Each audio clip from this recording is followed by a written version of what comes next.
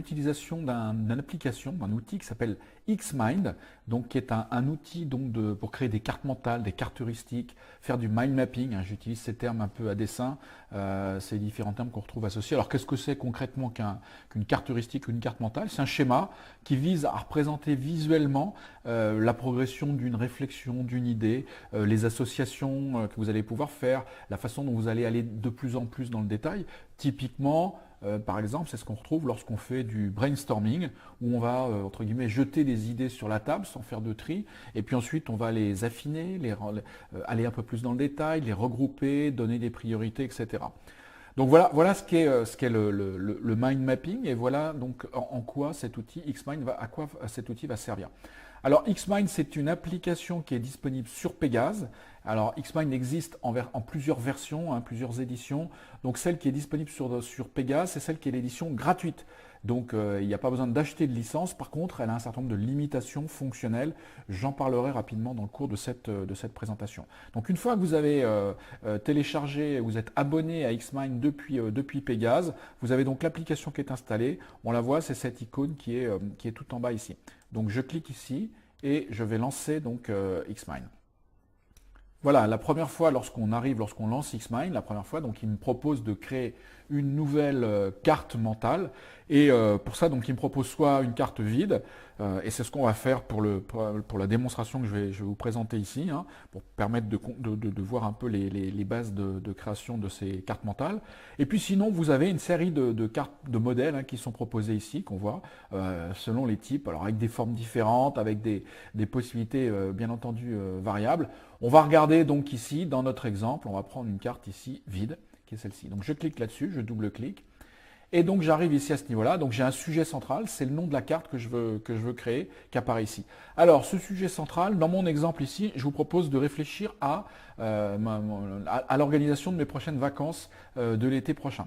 Donc je vais les appeler comme ça. Donc je double-clique sur cette case-là, et puis j'écris ici vacances été 2017. Voilà.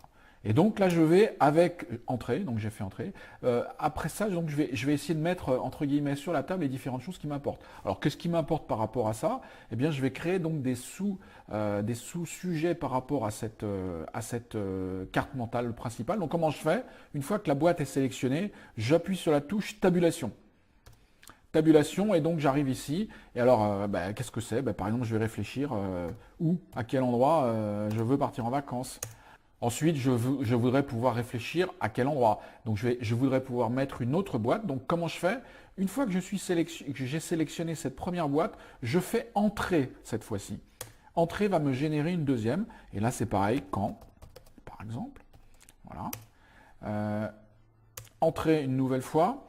Avec qui? Avec qui est-ce qu'on va pouvoir partir cette année? Par exemple, ici, maintenant, qu'est-ce que je souhaite faire en termes d'hébergement? Je vous propose un raccourci dans la démonstration, et nous nous retrouvons donc maintenant à une étape où j'ai créé l'ensemble des éléments que nous avons sous les yeux. Donc là, je jette un peu sur le papier, je le disais, les principales idées qui m'importent autour de cette question-là. Et puis ensuite, je vais pouvoir aller creuser. Alors comment est-ce qu'on va creuser? De la même façon qu'on est à partir de ce sujet principal, on a descendu à un niveau de détail, je vais rentrer maintenant un peu plus loin. Donc par exemple, la question de où, je sélectionne la boîte où, et là je fais tabulation, encore une fois. Tabulation, ça me permet donc de créer un niveau inférieur. Entrée, c'est créer une entité, une boîte au même niveau que celle-ci. Tabulation, c'est l'entrée en dessous. Là, c'est en dessous que je vais aller voir. Et donc, notamment aujourd'hui, j'ai deux types de destinations. L'Europe du Nord,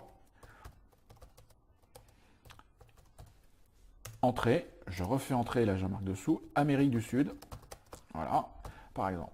Et maintenant, Europe du Nord, si je veux rentrer dans le détail, tabulation, je pense à l'Islande, entrée 2 fois, ou la Norvège. Et puis sur l'Amérique du Sud, tabulation, et là je pense soit au Chili, c'est pas pareil, hein, tout ça, mais c'est bien d'avoir des choix différents, ou l'Argentine. Voilà. Je vous propose un raccourci dans la démonstration, et nous nous retrouvons donc maintenant à une étape où j'ai créé l'ensemble des éléments que nous avons sous les yeux. Donc là, si je regarde ici, donc j'ai une représentation, hein, je ne vais pas aller plus loin dans la représentation. Quelques éléments autour de ça, donc déjà je vais le sauvegarder. Donc je fais enregistrer sous. Alors, il me propose de l'enregistrer sous un nom de voyage, donc vacances-été 2017, très bien. Alors, vous voyez que le format, j'ai pas le choix, hein, c'est au format Xmind, j'enregistre. Très bien, une fois que c'est enregistré, alors en termes de manipulation, ici on voit qu'on a donc une espèce de représentation. Alors je peux changer l'ordre des choses, hein. Par exemple ici j'ai envie de rapprocher cette boîte-là, de la mettre de l'autre côté. Vous prenez une boîte et vous l'emmenez, vous voyez. Vous pouvez la déposer où vous le voulez, vous pouvez réarranger les éléments dans l'ordre qui vous intéresse.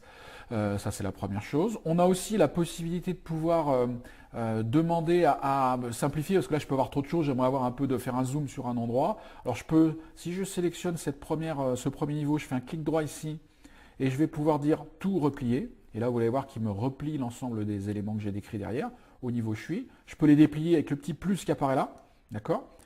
On peut, donc, si je reviens ici, je fais tout déplier. Voilà. Si je, alors cette opération tout replier, tout déplier, je peux la faire pas seulement au niveau central, mais sur les boîtes en dessous. Donc si par exemple je sélectionne celle-ci, je fais tout replier. Maintenant, on va regarder aussi un autre élément qui est intéressant. J'ai représenté cette chose-là. On ne va pas aller plus loin dans le détail, dans le détail qu'on pourrait poursuivre sur ces différentes analyses, hein. Mais maintenant, je vais associer à cette représentation que j'ai ici des pictogrammes, ce qu'on appelle ici dans le vocabulaire d'Xmind des marqueurs. Donc en fait, c'est des icônes, c'est un jeu d'icônes qui m'est proposé et que je vais pouvoir associer à mes différents éléments d'information que j'ai représentés.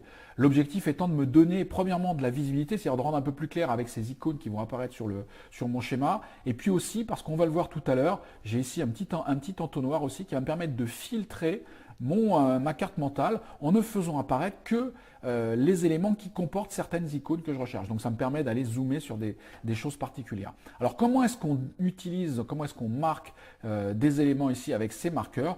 Eh bien c'est assez simple ici, donc je vais redéplier les éléments là par exemple. Imaginons donc sur cette destination, on a choisi l'Islande.